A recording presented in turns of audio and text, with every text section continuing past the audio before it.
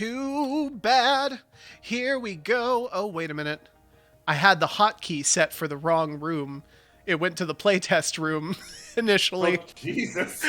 So it's just a blank screen. But yeah, no. Hold on. There's a bunch of different... Oh, that's why. I saw it. Yeah, it went over to the playtest room. Yeah, no, that's... It went live. It went live. You guys all saw behind the kimono. You saw the ugly naked truth of what this stream looks like before anybody else is on. That is location of behind the kimono, and it's like, it's unsettling what that phrase means. It's like one of the things that I really kind of didn't need to learn from the McElroy brothers. They use that phrase all the fucking time, and now I just kind of use it as like as just like a standard thing, but like it makes me uncomfortable every time I use it, every single time. Let's put the tiger on the table and yell at it. Well, anyways, yeah. Hello, everyone. Welcome to yet another Terramundi stream. Obviously, we are not playtesting this week. One of our players, Elstragoon, is at a convention this week. Origins. Good luck at Origins. Good luck at Origins, Elstragoon. So this week we are just kind of chilling out. I imagine this is going to be like a really short stream. We're just kind of doing it to chill out and hang out and keep the stream going. But actually, despite what Taylor has up here, this is not a Vault Peddlers Weekly stream. This is a TGS stream only. What do I have on the stream? Oh, this is Vault Peddlers Weekly stream. Oh, on the stream itself. Okay, never mind. Yeah. I was gonna say what? No, I titled it. I did it. Yes. Whoa. Oh, I see. I'm watching what you were doing. Whoa. Don't worry, it's coming back. Anyways, like, so we were thinking of... So we have, like, a couple of fledgling games beyond Vault Peddlers. We have a one-page RPG called 3 Aliens in a Skin Suit, based off of 3 Children in a Trench Coat, which we have playtested, and it was very fun. We need to rework that. We have Histo RPG for my man Taylor over here, who has used it in the classroom. It's actually, like, more finished than anything else we have. We have The Moorlands of Marlowe, which is just like a kernel of an idea that I came up with that, like, I sort of had in the setting. Also, city building, like, it's a common theme for us, I guess. Yeah. And then we were gonna do, like, just a brainstorm of some ideas. And that was until I came up with an idea that made me not want to talk about any of my other ideas. Yeah, so I'm on my walk with my dog today, and I get this, like, stream of texts from Corey, basically saying, like, hey, I know you said, like, we're just going to talk about, like, existing games or whatever, but now I have this new game, and it's all I want to talk about, which is the most quintessentially Corey thing I think I could possibly receive. Yeah. I know we have all of these other things on the back burner, but look at this fancy, shiny new thing. What are you doing with things on the back border? I'm putting them in the garbage where they belong. But no, I'm very excited to hear whatever this new idea is, because, like, the ideas are always fucking good. They're always fun, and they always lead to, like, more ideas. Yeah. So, like, okay, like, one thing that, like, we've found ourselves in with Vault Peddlers is, like, I think it's becoming a setting that I'm more interested in, but it did sort of start in this fantasy vibe, which is weird for me. I mean, I know you're more into fantasy. Yeah, very much. You're much more of a sci-fi guy.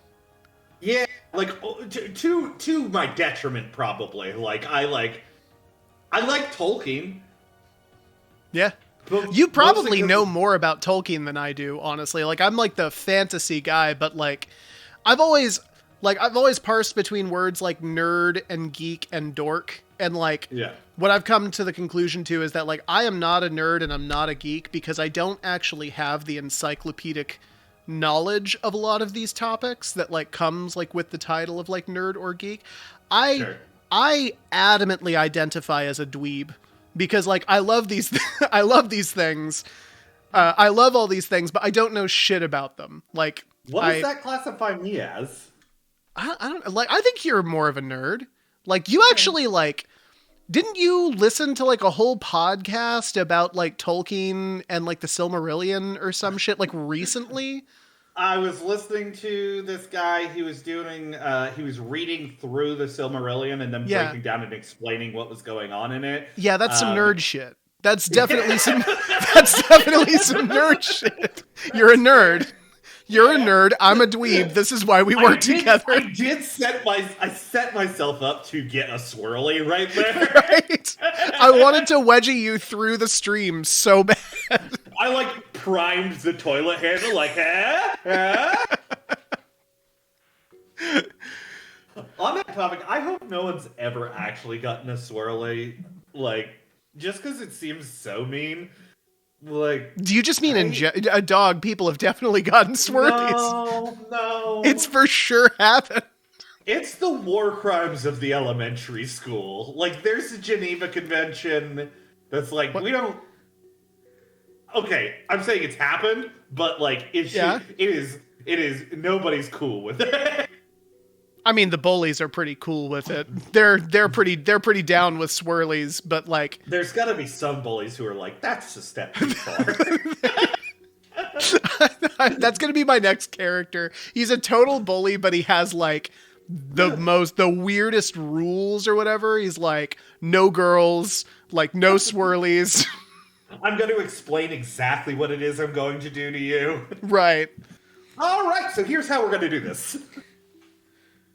It's like, okay, I'm going to let you choose which one of these you want to have happen to you. Like, we're going to make it democratic bullying. Democratic bullying. I mean, that's, all the Hashtag vote. Okay, so.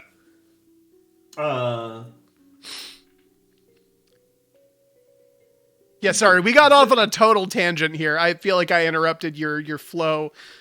So, I have something, like, very stream of consciousness, and it's just a bunch of cool ideas that I think the whole general idea is like space cowboys with samurai and elder gods and incredibly anachronistic. Okay.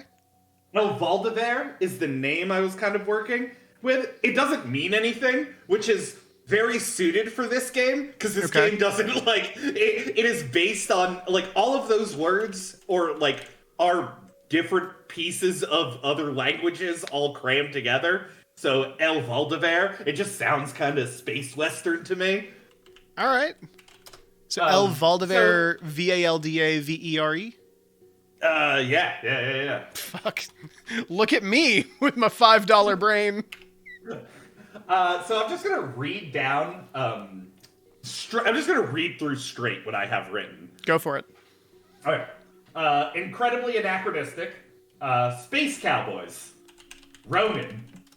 Our Lady of the Cosmic Entity. I could just post this in there afterwards. Oh, it's fine. I'm just doing it so that people can follow along. Okay. Our Lady of the Cosmic Entity, which I just think is a dope name for a church. Love that. Out here in the periphery, mining towns, space haunts, casino stations of impossible wealth, warlords and gang bosses. I like the idea of, like, the interior being at, like, perpetual war, because normally in science fiction, like, when you have, like, these big settings, the periphery of these, like, hard-scrabble places, which this would be. But in this, the interior has been at, like, huge cosmic war between, like, 3 governments forever. And, like, they're, like, trying to reach out and grab resources on the edges, but, like, going into there is, like, going into, like, hell in the past. It is, like...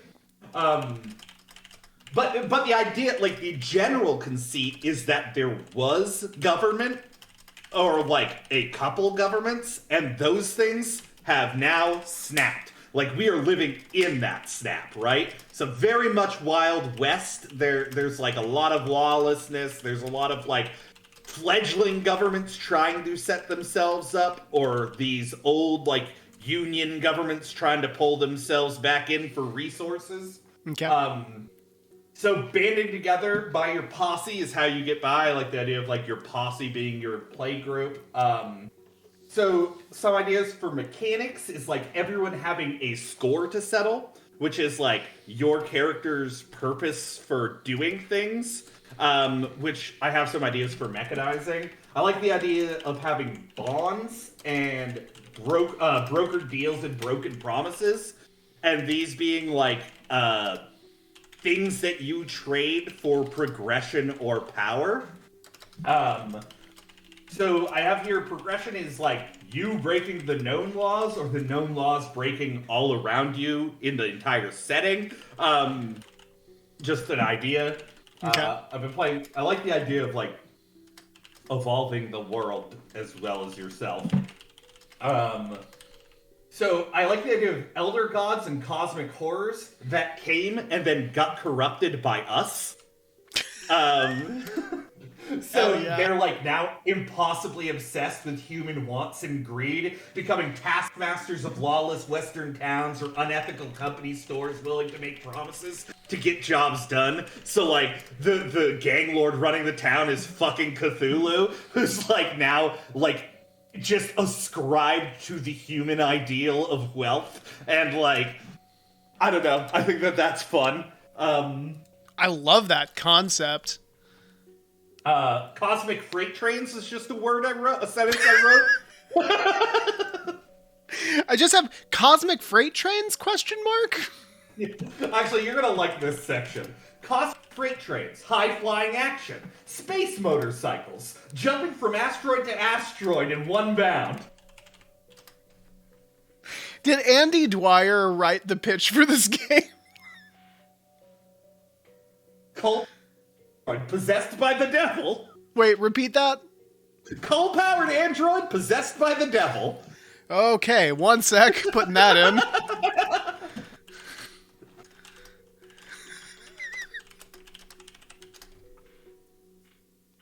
So, no, I'm sorry. I don't want to comment yet, actually. Keep going. So, modular, so everyone's play experience feels generally unique. I like maybe like the same broad set of stats, and then like you can color it to make a unique experience. I would also like this game to be like generally easy to pick up. Okay. But maybe with like some deeper strategy should you like get into playing it. Okay. I think this gives us lots of room for fun world building. This whole setting, feels like a lot of fun world building.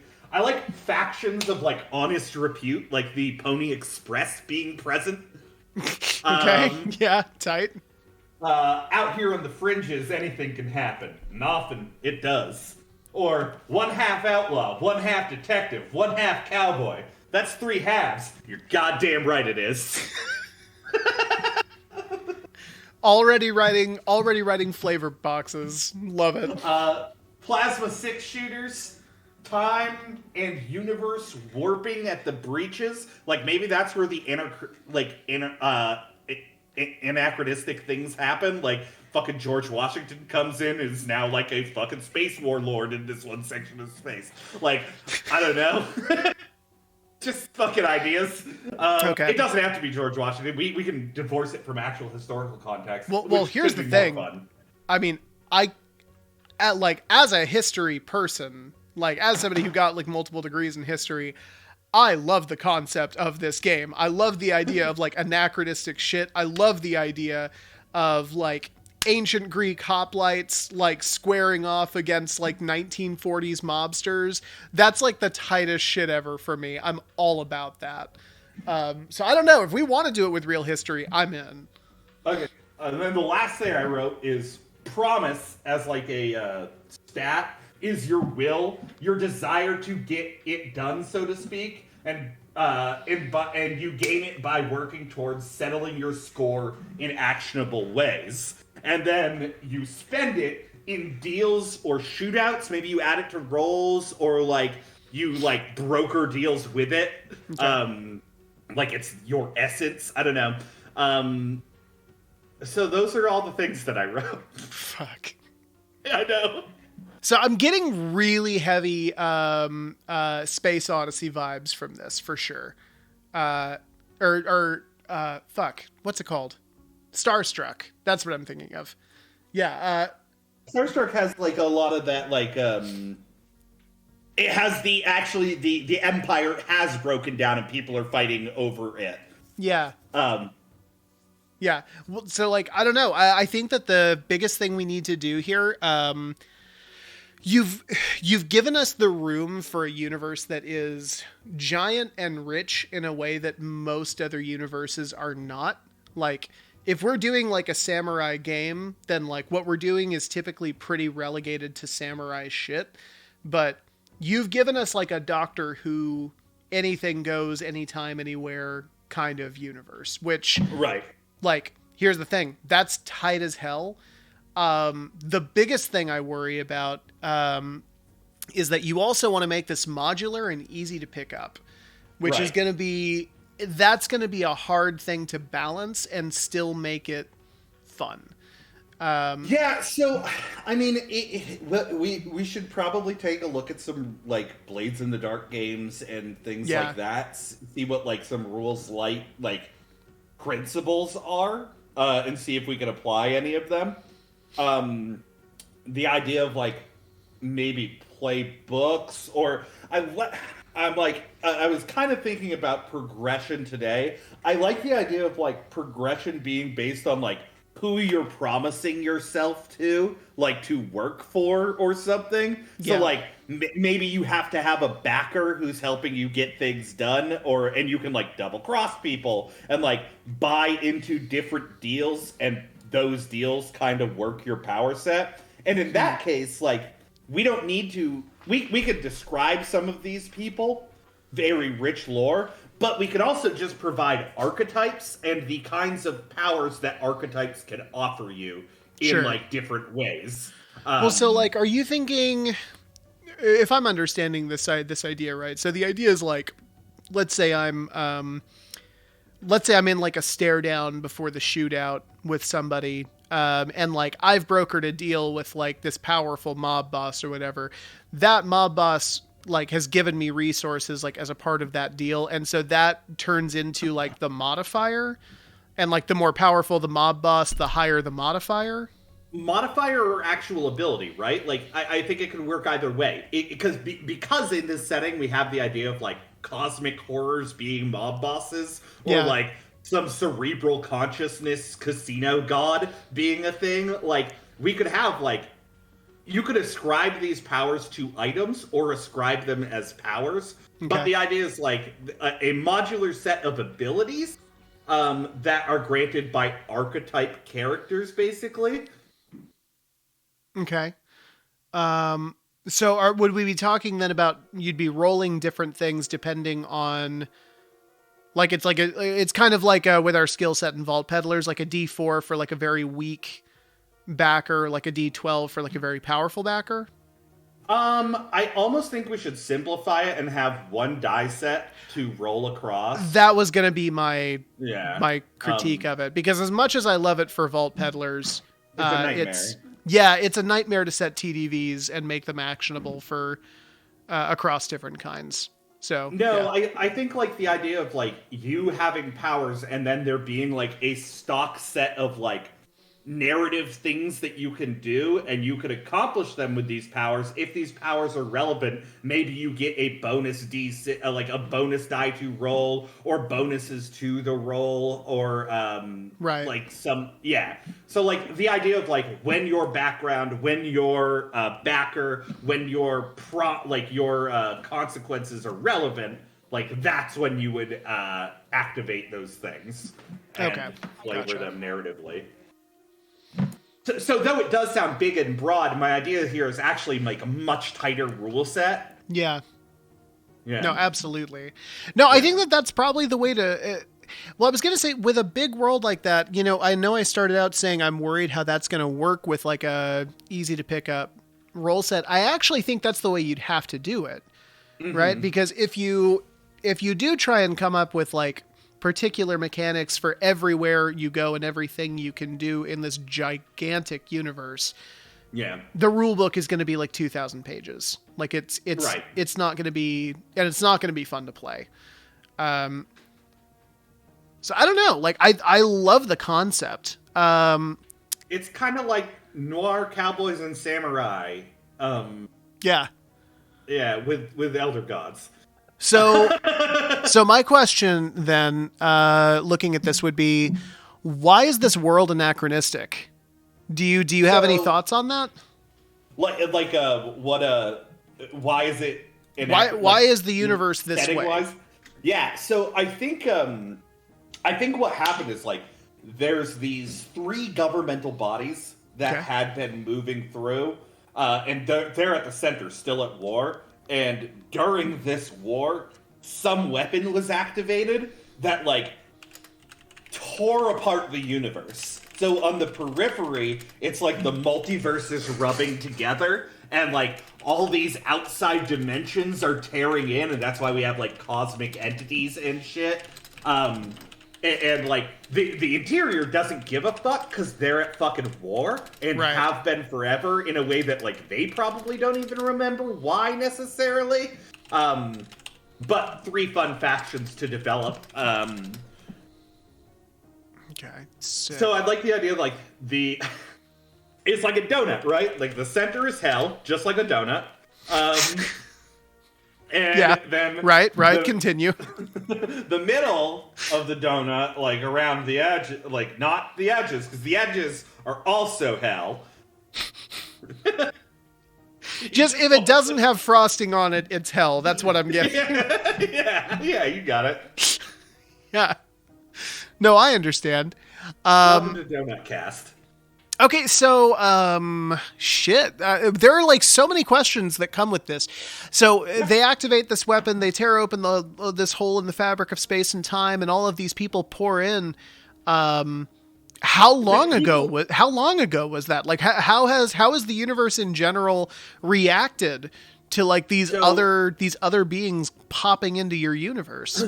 So, I think this is how you'd have to do it. I think that, like, the governments that were in control were very broad and very expansive, and we are now, like, suffering the consequences of, like, that power vacuum.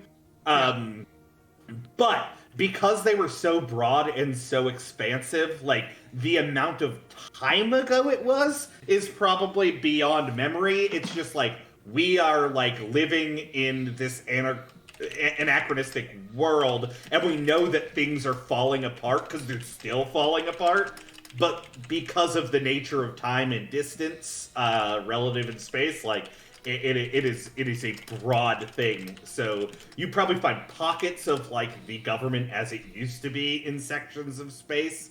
You can play around with wibbly wobbly time stuff, the president from the past coming to the future to activate the bomb. For sure. Like presidents do. They bring a bomb somewhere. They learn how to deactivate the bomb from their future selves, thereby totally solving the puzzle and not begging any further questions. Looking at you, Stephen Moffat. Oh shit! What if one of the factions was the president from like the president or king from that faction in the future, like at war with his past faction in like 2 separate governments run by the same person? I kind of love that. Hang on. So 2 factions are the same faction from different like periods in time, one with a president and one with the same individual as a king. So, and like, but like largely that stuff in the interior is not what I think I like. I think that it is fun setting stuff that could come up but like it's these like mining towns. It's these I think it's colonies. I think based on your description, nobody goes to the center. Yeah, exactly. Right? Like, it's these factions that have been at war with each other for centuries, it sounds like. I mean, it sounds like nobody remembers when this weapon was fired off, and God knows they were definitely fighting even before then. So like you're talking about basically just a war zone at the center of the universe that nobody fucking travels to. Nobody wants to go there. Everybody's kind of making do with what's on the periphery of this universe. Yeah. And you only go there if you have like a really good fucking reason to go. But what's on the periphery of the universe is the consequence of that bomb, right? That's like where the tears in space and time and dimensionality are. So like I don't know. The biggest thing to me is flavor for mechanics. And I think that flavor has to be high-flying action, and big action. I like the idea of you doing a shootout and running from someone and jumping from asteroid to asteroid while firing laser cannons. Like fucking space motorcycles are weaving in between the stars and some nebular god laughs in the background. Like, that is, like, I want big, ridiculous action, and I want that to color the, like, mechanics of the game. Love it. Yeah, no, I totally agree. I think that we've been going for a really long time on Vault Peddlers, which is, like, it's become a way more serious kind of game in the way that we've approached it. I am so ready for something big and, like, ridiculous. Yeah. Like something that is, what's the word I'm looking for? Like gratuitous. I want something I want something that is fucking gaudy. Yeah. I think that's what this is. It's Space Ronin on motorcycles, fucking cowboys with their posse. Like, this is like, I don't know. This is big and fun, I think. Absolutely. No, I absolutely want to sit down with this. It's like, Vault Peddlers is much more simulationist now, which is something I'd kind of like to step away from and get more into the vibe of things. Yeah, no, I mean, sometimes, I don't know, we're going to talk a bunch about Vault Peddlers after the end of this playtest. Right now, Corey and I are trying to reserve our notes on the game to really dive into it at the end of it. But suffice it to say, I have some similar concerns with it. Actually, let me ask you something. Let me. Do you like it spelt like that, or do you like it spelt like this? El Val de Ver. Okay, so first things first. Does this mean anything? Yeah, I'm putting this into Google Translate. My goal is that this does not mean anything. Just translation to English. From whatever. Google, can you no-scope this?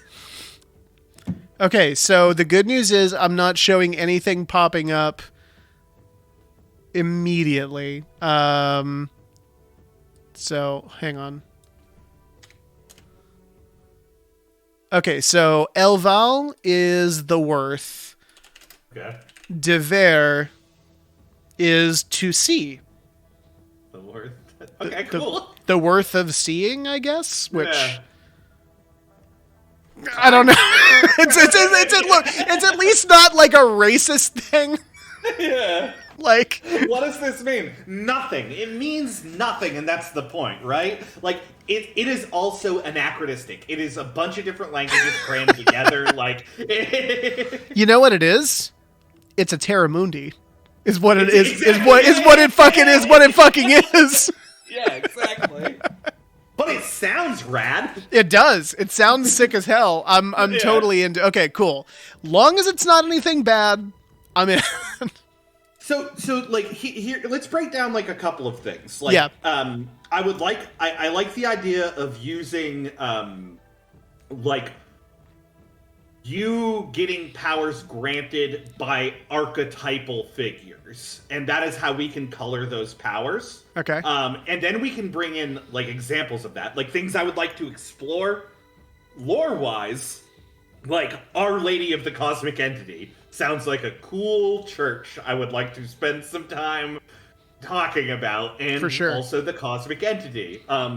We could also fucking lift wholesale Lovecraftian beings. Like they're in yeah, those are free use, baby. I was about to say that's some public domain shit. I mean, that's just anybody can do that. Yeah.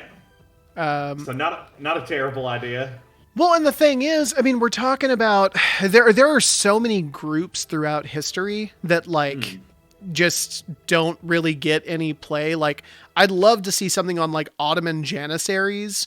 Like, that would be fucking cool. That would be tight as hell. I would love to see something on like hoplites, like actual hoplites, not like 300 wearing like a leather diaper hoplites, like real hoplites. And then actual guys wearing leather diapers. Because this is a big universe. For pleasure. You know, for sex. I'm just afraid you didn't get it. We're doing it for sex reasons? Look, guys, I will wear the diaper. I just need it understood. It's a sex thing. Okay? All on the same page. I'm not going any further until we all acknowledge what this is about. And good for that diaper wearing man to get consent before going forward. So here's my whole thing. And we've talked about this on a couple of streams. I want to determine what the rolling for this is. Sure. And I want to start on a character sheet with it. Like, yeah, I mean, that's why I was thinking of that as I was doing this, which is why I have like score to settle, bonds, and then promise was like the idea of meta currency we could pull in. Okay. So should probably put promise down in mechanics. All right, sick. Hang on one sec. What was promise?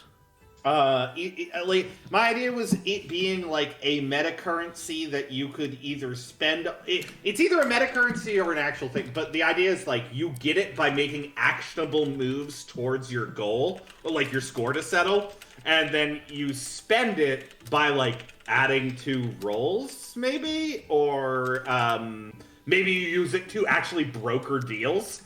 Okay. I think either one of those could work. If we tie progression to brokering deals, like you have to broker a deal in order to get a power from an archetypal character, then you would then having to use promise as like experience in order to do that is, I think, a fun in-universe way to do it. I also think it could work as a meta currency to like add to rolls. Like you get an advantage on a roll or whatever if you spend a promise. So meta currency gained by making actionable move towards your score to settle. Score to settle is your mechanized goal. So give me an example of what that score to settle would look like and how you would, like, what it would look like. This robot who controls the pleasure colony here and has, like, a faction backing him killed my father. I want to kill him. It is actionable things that, like, give your character that Western impetus to do something. My whole town was raised by an army of hoplites, and now I'm seeking revenge. I want to set up my casino, and I need this amount of money to do it, kind of thing. So, the question then becomes, how much do we mechanize promise in terms of, like, actionable moves? Because depending on how you interpret that phrase, I mean, there are lots of things that would count towards like actionable moves. Sure. Like what actually constitutes that? Is the plan here that we're going to kind of follow the more Vault Peddlers route and lay out a series of steps that people can follow? Or is the idea to leave this much more freeform? So, and that's like, maybe we meet somewhere into the middle. Because there might be a way to, like, in the same way that, like, we're operating, like, we could operate on archetypes for where you're getting powers and what those powers would be. Like, because we could define what powers are based on the archetype and then leave the flavoring to you. But we could do the same thing with scores to settle, right? Like, this is a redemption arc. This is a revenge arc. This is a glory arc. And each of those arcs would be, like, you would color what it is, what that redemption is, but we would control what the archetype is. Once we have that archetype, we could be like, for revenge, these are the ways that you move actionably towards it. And we write, like, a list of sentences, like, you have to make direct consequence against the person who you have to chase down lead in this way. And I think that might be the way to do it. Okay. STS. And... yeah, I like that. Yes. I think picks broker. And what's going to be the cool name for the GM in this one? Deputy.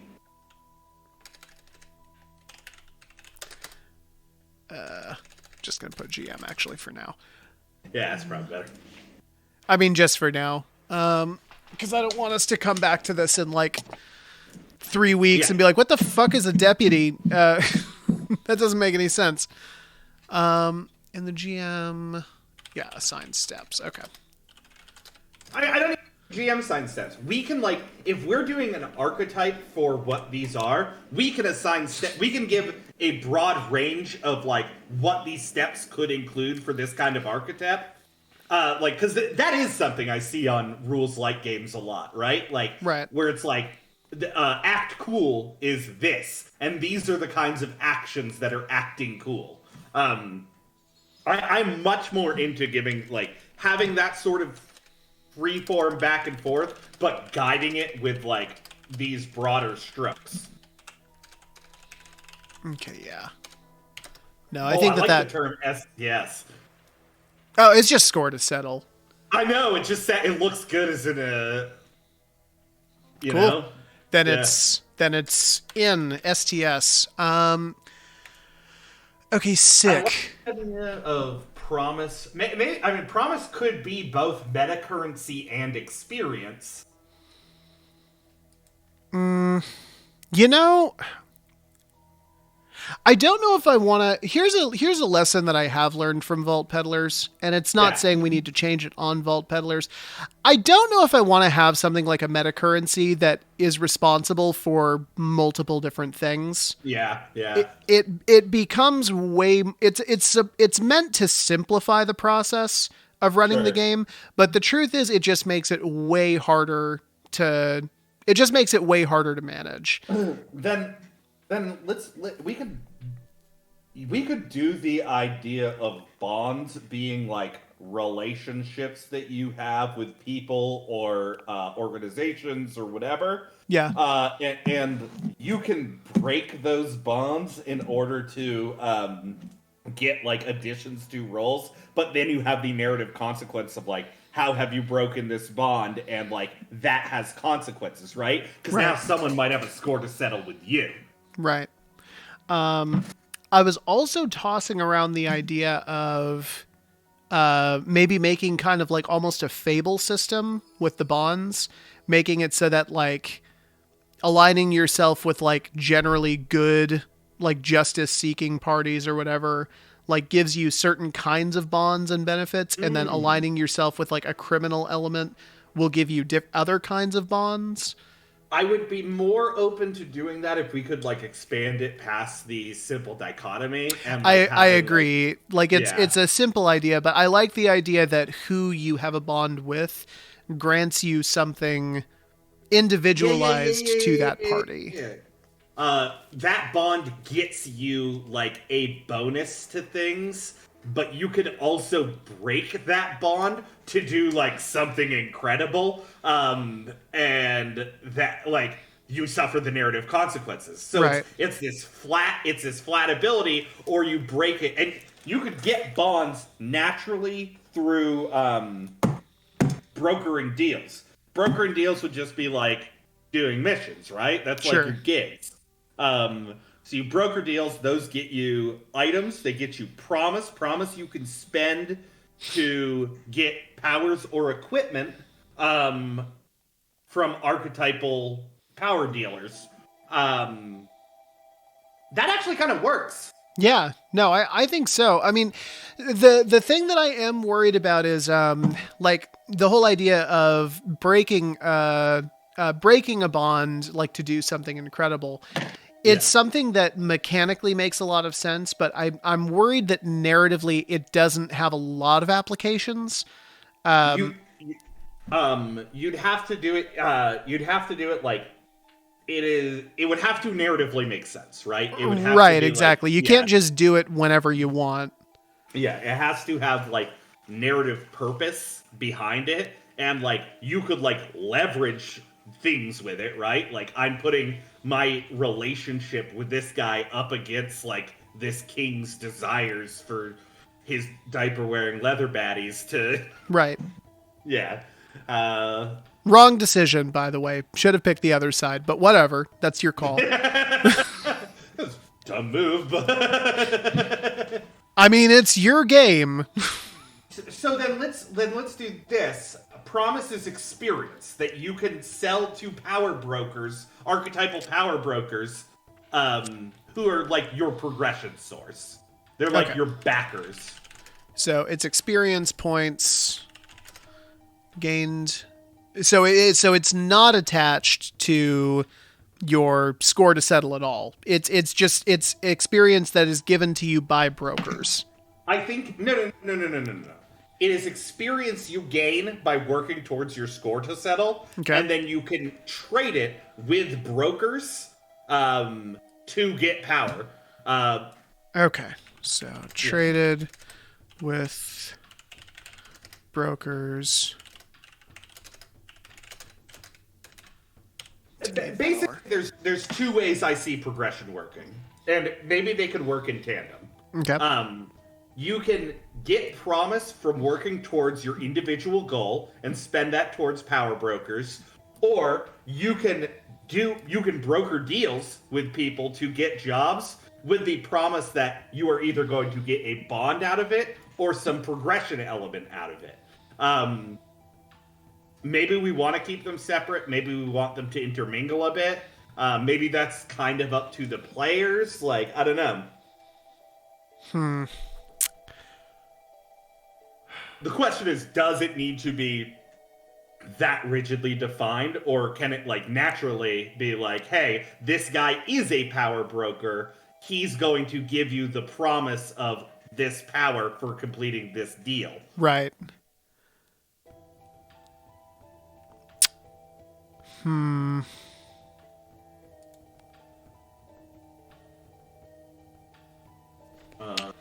So let's write bonds as narrative relationships that can have a like a flat bonus to what you're doing, but if broken in a way that narratively makes sense, can have enormous effect at great consequence.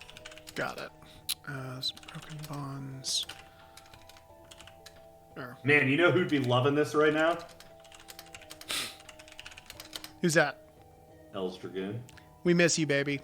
Please come back. Please come back. Baby, I'm come nothing back! without you. But bonds can be broken.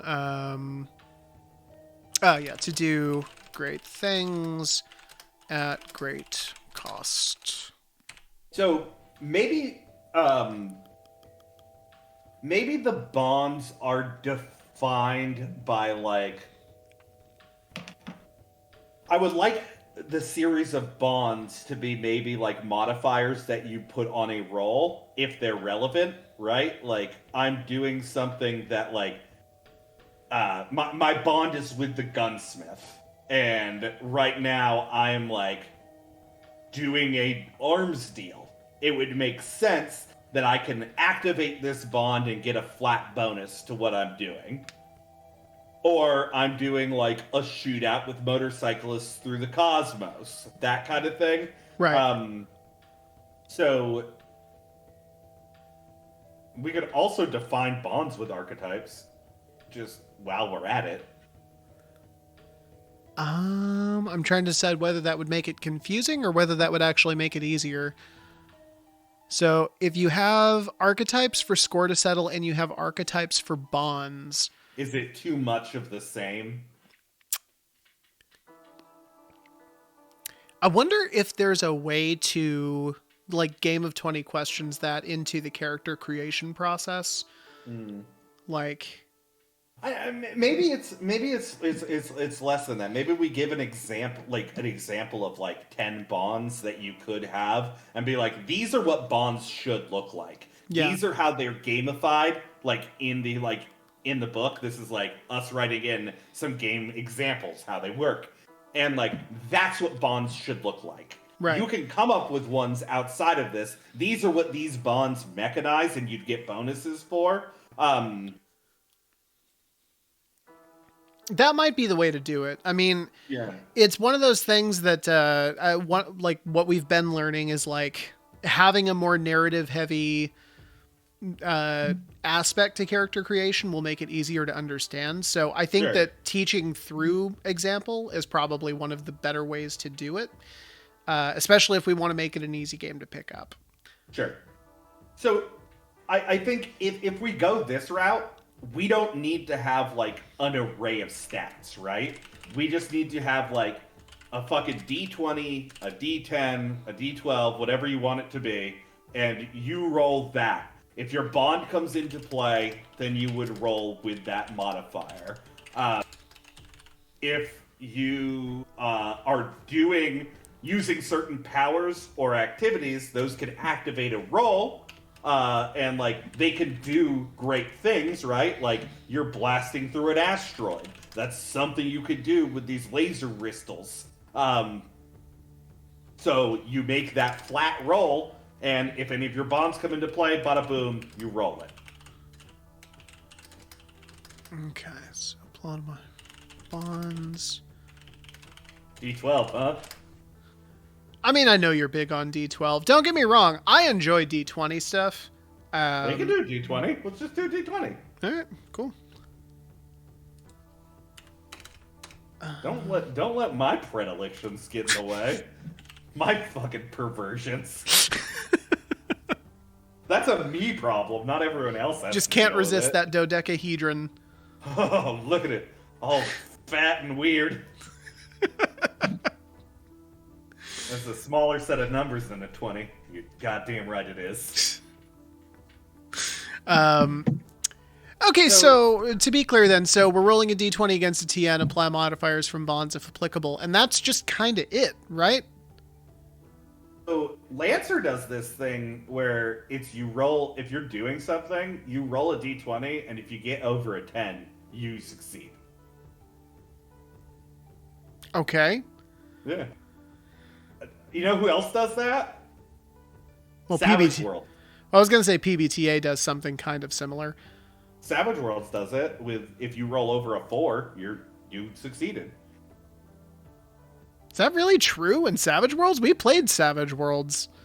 Mm-hmm. Huh. Yeah. Now, we will have to get into the idea of, like, and maybe this is not something we have to touch on now, but we will have to touch on, like, how combat and, like, health works. Yay. Yeah. I mean, like, maybe it's levels of exhaustion. I mean, maybe it's not that.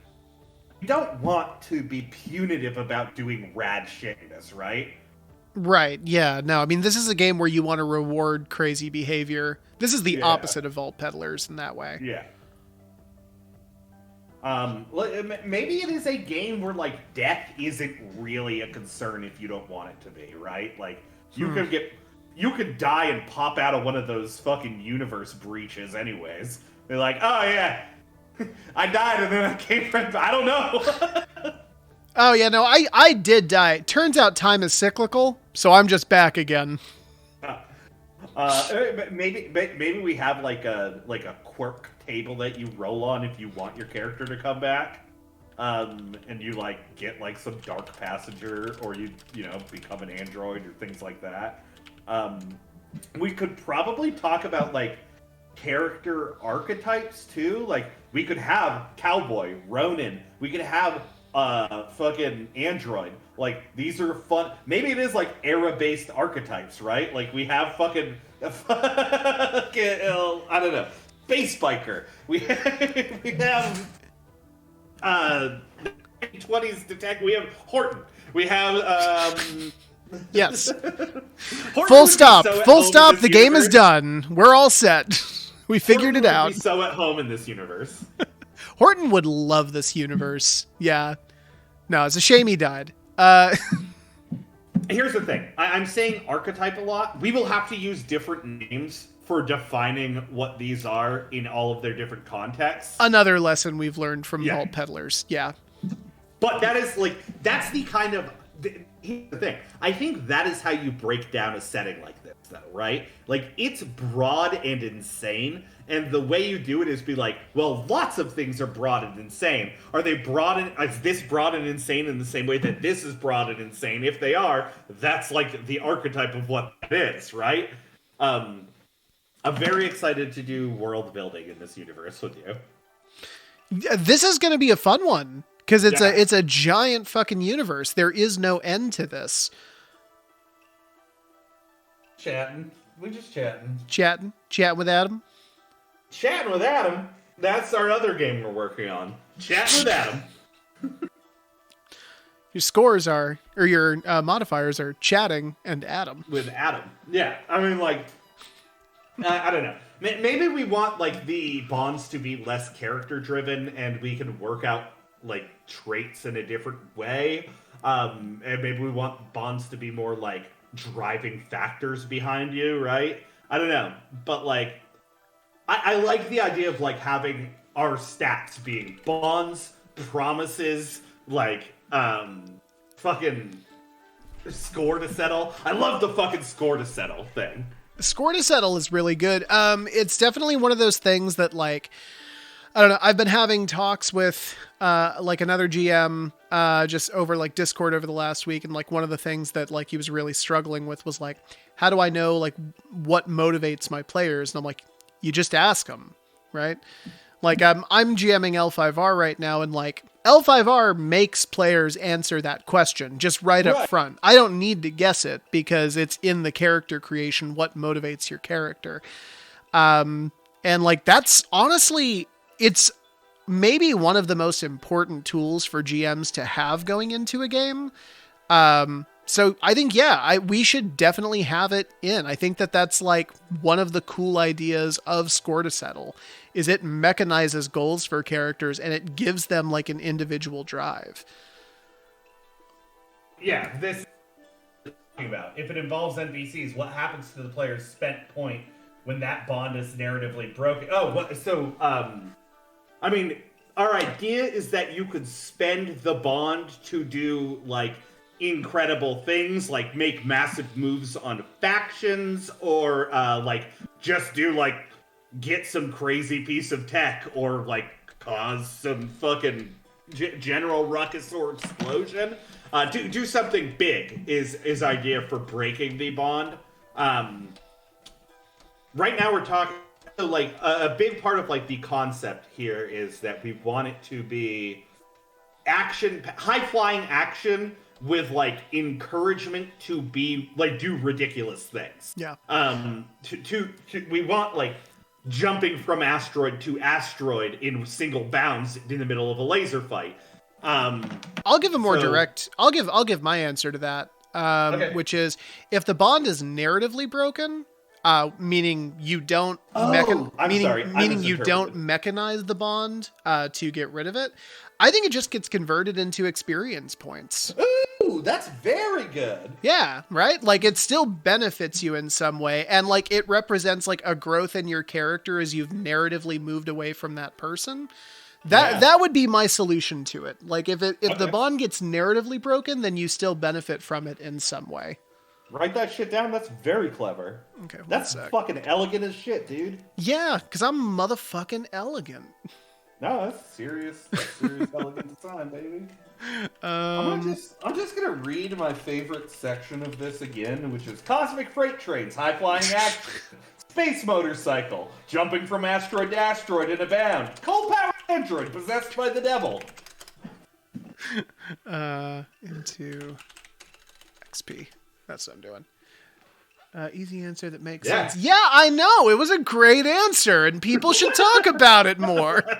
Thank you, Noggin. Give me more pats on the back. Thank you, everyone. Yeah, man. I don't know. I think this sounds like a lot of fun. I think it's something that, like, I haven't seen a ton of, like, anachronistic games like this, right? Like, there don't seem to be that many. Yeah. And I'm Maybe sure that's we're a bad thing. Well, I'm sure we're gonna find out there's a reason for that. I'm Yeah. sure there's something we haven't thought about. Yeah. But no, like what I'm really excited about is I'm excited to work on a rules light game with you. Where we get to really just do more narrative stuff. Like Vault Peddlers has really turned into a lot of a mechanized grind, and I feel like in a lot of ways it's corrupted me into being a much more number crunchy person than I normally like to be. So I'm excited to do something that's like more narrative. Well, and we can take that, like, we've learned a lot about, like, how to make a game tight in it, like, and it's taken us a long time to get there, and, like, I think it will be very good to approach a new game with those concepts in mind, right? Like, I feel like this is something that I can start putting down on paper right now. Like, obviously, you and I are going to very shortly, maybe next time we have... Actually, we'll talk, I don't know, next week about, like, actual stats or, like, what a combat system looks like. Yeah, sorry. I was going to put it in the text, but because you were talking. But to answer your question, Noggin dude, no, we're talking about a new game concept right now because one of our playtesters is at a convention this week. The Vault Peddlers playtest stream, that will continue starting next week, and it'll go for probably 3 or 4 more weeks after that. We're just taking kind of a week off and just talking about cool shit we want to do at some point in the future. Yeah. Yeah. Big thing for us is that TGS Games puts out more than just Vault Peddlers and, like, not just a flash in the pan kind of thing. So, like, well, and to give us a little bit of credit, just going up here, we've actually got 2 games that are basically like built. They both need to be modified pretty heavily. And then Moorlands of Marlowe is one that, like, we have conceptually, but we still need to get down. Mechanics for it, but yeah. Hopefully talking to you both soon. Yeah. Oh, this is Drew. Yeah. That's okay, cool. Hey, Drew. Nice to meet you, man. I was like, okay. So what? Let's put a list of what we need to solve. Combat, like, in general, and, like, a rolling system. Like, I think we know we want a D20. I'd like to keep it simple. Maybe a flat roll. Maybe a flat to hit. Okay. Combat system. Flat roll to hit. Yeah, I agree with that. I think that just makes it cleaner. It just makes it a lot easier to pick up. If the point of this game is accessibility, that's the way to go. Yeah. So, yeah, like, not even fucking with, so we'll have to come up with the combat, and more than combat mechanics, like combat attributes, like, just like how a combat action works, right? Yeah. So how combat action works. So when you say flat roll to hit, just to be clear, you mean no matter who the person is, you're rolling like a 10, and if you roll over a 10, you hit them? Yeah, I think maybe that we could maybe flub that a little bit in combat where like you can have comparative roles, Okay. like shootouts or something, which actually would be fun. Ooh. Like doing a shootout, like actually rolling against somebody would be a blast. Yeah, I'm just gonna put that there. But yeah, I think like if you're trying to do something, you're just trying to reach the same number that everyone's trying to reach on any roll. If you're trying to hit somebody, you're rolling against that. Yeah. No, That would be like we could just call that a shootout. I like shootout. Yeah. Shootout's very cool. Shootout on the Cosmic Freight Train, baby. That's the great name for... Here's the other thing. Fucking coming up with Splatbook names and, like, little adventures to make is fucking dope, right? Hell yeah, it is. I like shootout. I would have liked Wicka Wicka Wah, but you can't put that in a book. You can try. You writer. could try. I feel like people wouldn't get it. Well, we'll put an audio file in the book. Play the CD. It's like a children's book that like plays audio when you like turn the page.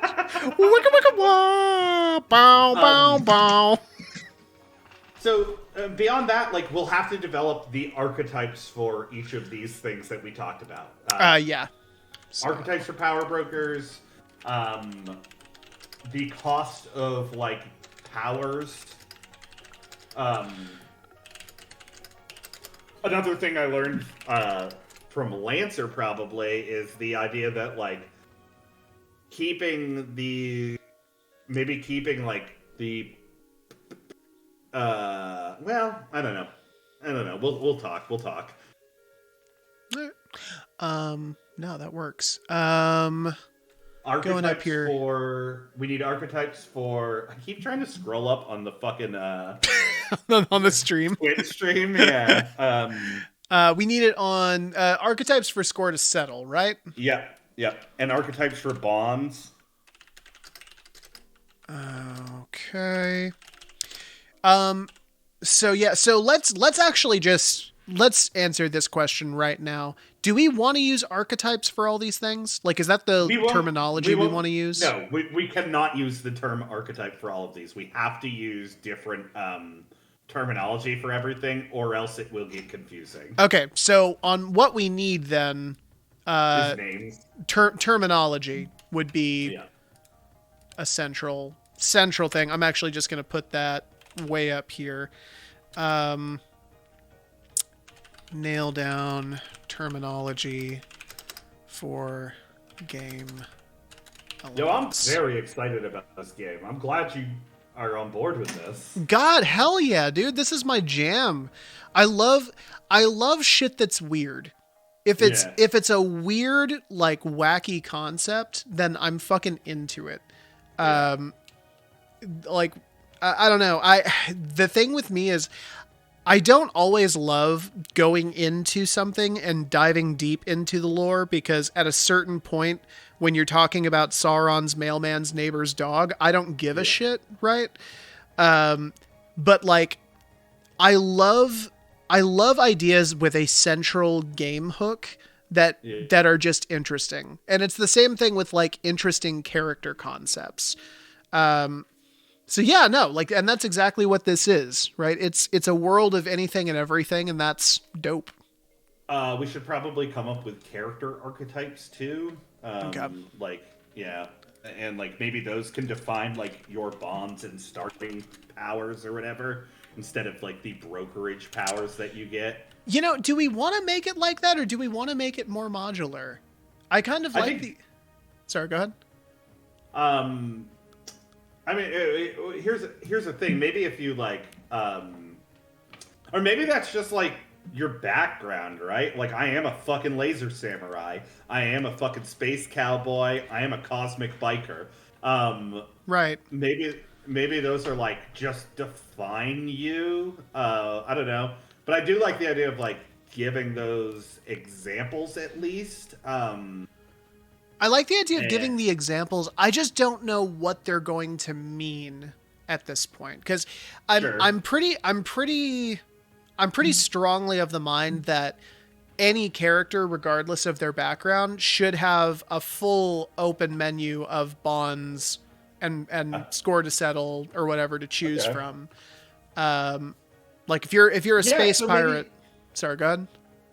Maybe that's what it is then. We have like you write down the concept and like we like have a concept section. We have a list of like the kinds of things you'll see in this like admittedly large anachronistic universe, and like go from there. Maybe we have like some like example playbooks that you could like pick to quick start if you wanted to. Yeah. So we could define the setting, but like if you want to play the road biker party clown, you can. So just to be clear, this is just a game where we're going to resurrect every tabletop character we've ever come up with. That's what I'm getting, right? Are you saying you don't want Emmett back? I 1,000% want Emmett back. He's phenomenal. I want Emmett back. I want Horton back. I want Mira back. Fucking Mira. Mira is, I'm actually going to say Mira is canonically in this game, but she is one of the elder gods that has become a gangster. Darling, I don't care. Oh, I forgot how much I love money.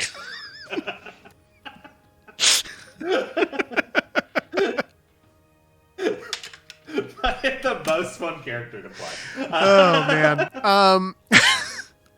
Yeah, but yeah, no, I think that's it. I think it's like at the start of character creation, you're just like, okay, like what's your general character's thing? Like what's their occupation or whatever it is? And then it's just like, cool, what's your bond? Like what's your score to settle? Like who likes you, who hates you, so on and so forth.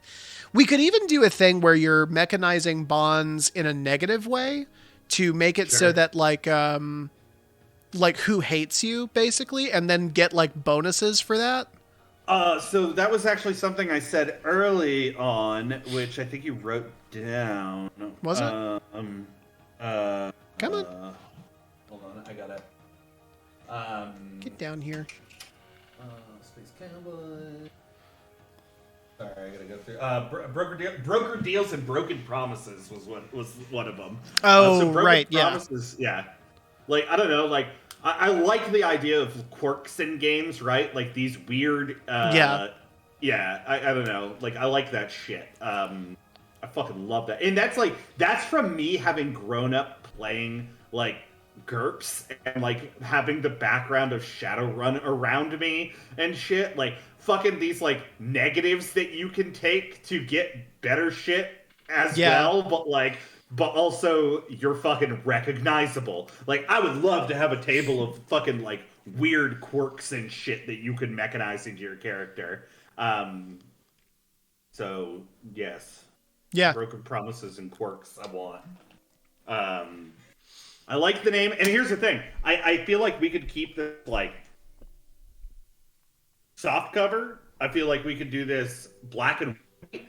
I feel like the drawings and stuff would like that art would like sell this kind of setting. Granted, I get like this like annual need for Cowboys in my life, and I don't know what it is. But like about every year I'll approach Taylor and be like, I want to run a that is Western. Actually that is very true, and it's something that I've never realized until now. Like because around this time last year was when we did the Wild West, and then like a year before that was I think when we did Unincorporated, right? Yeah, something like that. Yeah, no, it's always something about the heat of summer that makes you yearn for those free prairies. Yeah. Well, even like fucking I don't know, like the fucking Eves of Erie had like that like Appalachia kind of feel to it, right? Yeah, like, very much. Yeah. So I don't know, like I get every year I need to run something cowboy related. Something with cowboys. I love the idea, like, I want to definitely break into this, like, fucking elder gods that we corrupted concept, like... Yeah! That's tight as fuck, because, like, I don't know. the whole concept of the Elder God is like, you can't understand it. It's beyond comprehension. It's beyond like mortal understanding. So like, it's this weird thing of like, for some reason they saw us and they were like, you know what? They've got it figured out. Well, so like, I mean, it's the inverse too, right? Like an elder god couldn't understand you, and the idea is like we would be like fleas to them, but maybe it's just like alien, right? And like it in the same way that they warp us, like the music of Eric Zahn, the fucking crazy fucking violinist, like it warped him. But like, what if we warped them too, and all of a sudden like greed, this concept that never existed for fucking Cthulhu in R'lyeh, because it is all about like the dominance of his dream world. Like now he has greed and he's running this mining town and like smoking in this room, all fucking consumed with human interest and human affairs. Like that's fucking rad to me. Yeah, right? Well, it's this weird thing where like he realizes like, oh, like there's other means to that dominance that like I've been looking for. But I don't know, like this is like what I was saying before, is like if the central concept is intriguing enough, if it's like a what the fuck does that mean kind of statement, I'm into it. Yeah. So like the whole idea that we corrupted elder gods is like, it's very much that, right? It's like, what the fuck does that mean? I want to know more about that. That's cool as shit. Yeah, that's a strong thing to base a game on. There's only one church, and it's Our Lady of the Cosmic Entity. Yeah, absolutely. Thought you said there could be anything in this universe, and sometimes one thing. Yeah, this is a world about many cultures and many people and many identities. One religion, though. Only one. Many cultures, many different viewpoints, monotheism. What was that last part?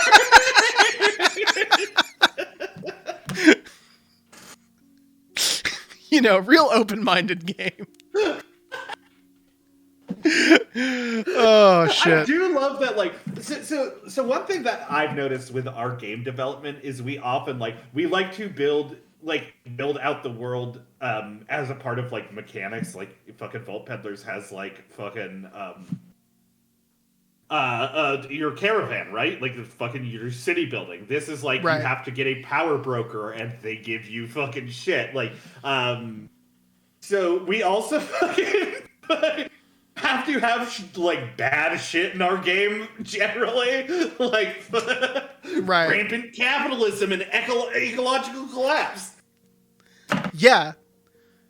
And this is like a game where like you have that, but it's not quite as close to home. Yeah. It's like a galaxy is like tearing apart. It's like, well, at least we didn't do that one. Same fam. Yeah, right. Okay, right, cool. So, yeah. El Valdever. El Valdever. We gotta start making games with non-V names also. Why? We're the V people. I guess that's true. I mean, we could just make it our thing. TGS Games. We're the V people. We're the V people. It's a hell of a slogan. It's also true. Yeah. All right, cool. Well, I'm kind of down for leaving it there. I know we were talking about leaving this as kind of a shorter stream. So yeah, no, I mean, it may be a minute before we get back to Valdever, El Valdever. But honestly, like, I'm pumped about it. This is like a cool concept. This is a cool game. Yeah. You bring this and like, it helps when you write down the stream of consciousness with a bulleted list. So for those of you who were hoping to see Vault Peddlers playtest tonight, again, I am so sorry. We will be back with the continuation of the Happy Hammers storyline next week when everybody is back in town. But until then, we will see you guys around. See you later. Bye.